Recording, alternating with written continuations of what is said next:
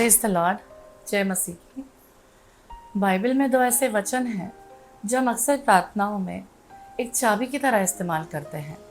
पहला है मत्ती 7:7 और दूसरा है यूहन्ना 14:13। मत्ती 7:7 में बाइबल कहता है, मांगो तो तुम्हें दिया जाएगा, और यूहन्ना 14:13 में, जो कुछ तुम मेरे नाम से मांगोगे मैं वो करूँगा। लेकिन क्या हमने कभी सोचा है कि इन वचनों को हम एक ब्लैंक चेक की तरह इस्तेमाल कर सकते हैं?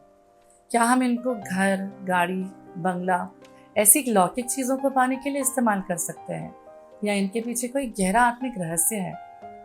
आज के इस वीडियो में ये जानने वाले हैं कि इन दोनों वचनों का संदर्भ क्या है और गहराई क्या है।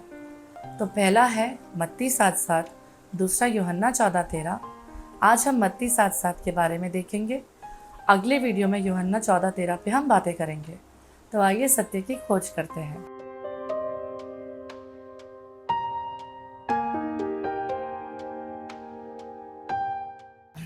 क्या हमने कभी सोचा है कि बाइबल का यह मशहूर वचन, मांगो तो तुम्हें दिया जाएगा, क्या वाकई में ब्लैंक चेक है? क्या हम इस वचन का इस्तेमाल करके बंगला, गाड़ी या लॉटरी टिकट मांगेंगे तो हमें दिया जाएगा? अक्सर सोशल मीडिया पर इस वचन को सफलता के मंत्र जैसे दिखाया जाता है, दर्शाया जाता है। पर क्या वाकई यही सफलता का मंत्र है? क्या यीशु हमें यही सिखा रहे थे? आज हम बाइबल कहता है कि इस वीडियो में इस वचन की गहराई में उतरेंगे और जानने की कोशिश करेंगे कि सच्चाई में यीशु मसीह हमें क्या सिखा रहे हैं। मत्ती 7:7 में लिखा है, मांगो तो तुम्हें दिया जाएगा, ढूंढो तो तुम पाओगे, खटखटाओ तो तुम्हारे लिए खोला जाएगा। लोग क्या सोचते हैं कि हम अपने शारीरिक इच्छाओं का एक लंबा लिस्ट लिखते हैं और बैठकर प्रार्थना करते हैं, इस वचन के अनुसार हमें दिया जाएगा। और जब हमें नहीं मिलता है तो हम सोचते हैं कि परमेश्वर हमें उत्तर नहीं दे रहे, हमारा प्रार्थना सुन नहीं रहे। बाइबल का कोई वचन अकेला नहीं होता, उसका कॉन्टेक्स्ट यानी संदर्भ होता है और उसका पर्याय वचन भी होता है। अगर हम इस वचन को केवल अपनी शारीरिक इच्छाओं के लिए या सांसारिक इच्छाओं के लिए इस्तेमाल कर रहे हैं तो हम इस वचन को पूरी रीति से गलत समझ रहे हैं। जब हम इसी उपदेश को लूका 11:9-13 में पढ़ते हैं कि हम बुरे होकर अपने बच्चों को अच्छी चीज़ें देना जानते हैं, तो क्या तुम्हारे स्वर्गीय पिता तुम्हें पवित्र आत्मा नहीं देंगे? यहाँ पर यीशु मसीह किसी बैंक बैलेंस की या किसी शारीरिक इच्छा की बात नहीं कर रहे, बल्कि आत्मिक वरदानों की बात कर रहे हैं।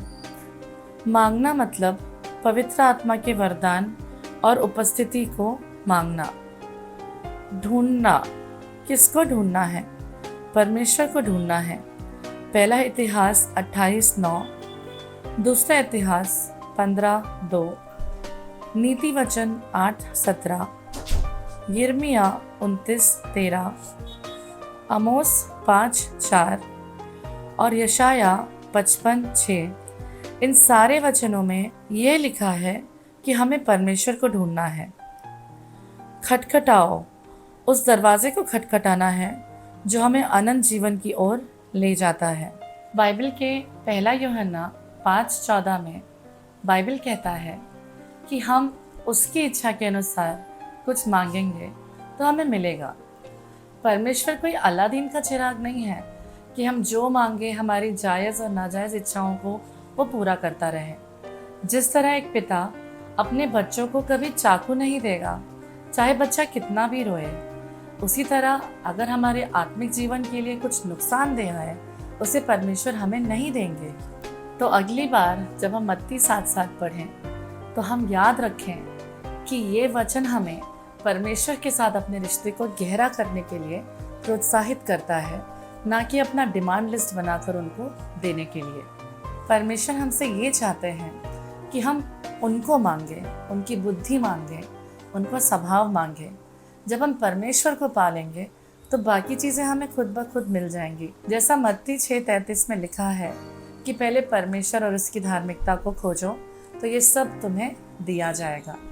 अगर आप में से किसी को और किसी वचन के बारे में जानना है तो कमेंट करके ज़रूर बताइए। ये वीडियो कैसा लगा ये भी ज़रूर बताइए। इस वीडियो को मसीह भाई बहनों के साथ शेयर ज़रूर कीजिए ताकि हम सब मिलकर वचन का सही अर्थ सीख सकें। इस वीडियो को लाइक ज़रूर कीजिए, चैनल को सब्सक्राइब कीजिए और हम सब मिलकर इसी तरह परमेश्वर के बारे में सीखते रहें। मिलकर प्रार्थना करेंगे, मिलकर सीखेंगे। Praise the Lord.